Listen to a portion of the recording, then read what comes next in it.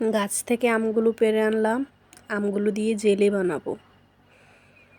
আমগুলো ছোট ছোট পিচ করে কেটে নিলাম। এই পিচ করা আমগুলো পানিতে দিয়ে এখন সিদ্ধ করব। আমগুলো সিদ্ধ হয়ে গেছে, এখন আমগুলো ছেঁকে নেব। আমগুলো ভালোভাবে এভাবে ছেঁকে নিতে হবে, পানিটা সহ ছাঁকতে হবে। আমগুলো সিদ্ধ হয়ে গেলে একটু চেপে চেপে আম থেকে রসটা বের করতে হবে একটা চামচের সাহায্যে। আমি যেভাবে ছাঁকছি এভাবে ছেঁকে নিতে হবে।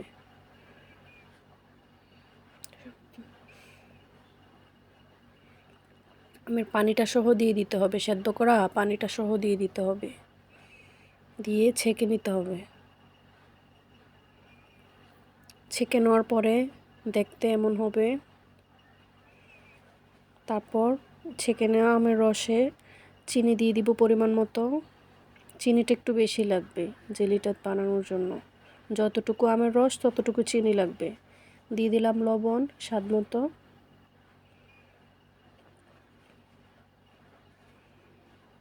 ভালোভাবে নেড়ে ছেড়ে আমের রসের সাথে চিনি আর লবণগুলোকে মিশিয়ে নিতে হবে।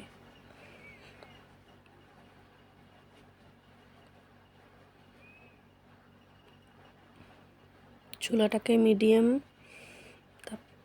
করে রেখে দিতে হবে। ভালোভাবে নেড়ে ছেড়ে চিনিগুলোকে গলিয়ে নিতে হবে।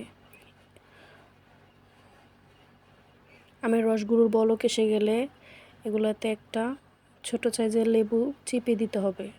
লেবুর রসটা দিলে খুব ভালো স্মেল আসে। এতে করে আমের জেলিটা আরও একটু খেতে ভালো লাগে, স্বাদ বাড়িয়ে দেয়। আমি এখানে আমাদের গাছের ছোট একটা কাগজি লেবু দিয়েছি।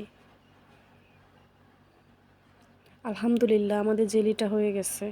জেলিটা দেখতে এমন হবে, হাতের সাথে লেগে থাকবে। জেলিটা হয়ে গেলে জেলিটা হাতের সাথে লেগে থাকবে এভাবে আঠার মতো। প্লেট নাড়াচাড়া করলেও জেলিটা নড়বে না। এরকম হলে জেলিটা হয়ে যাবে। এরকম ছোট কাছের বয়মের ভিতরে রেখে সংরক্ষণ করা যায়। একদম ফ্রেশ, অর্গানিক, একদম ফ্রেশ জেলি।